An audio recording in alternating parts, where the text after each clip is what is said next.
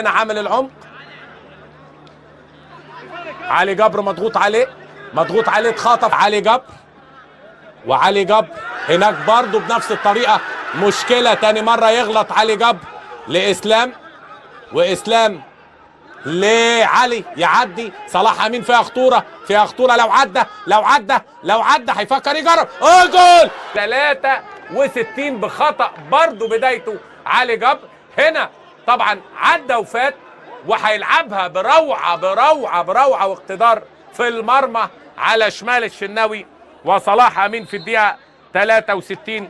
تصبح النتيجه 1-0 للجيش. قلت لك الشوط الثاني الجيش كانه بدا يتقدم. حلمي طولان قايل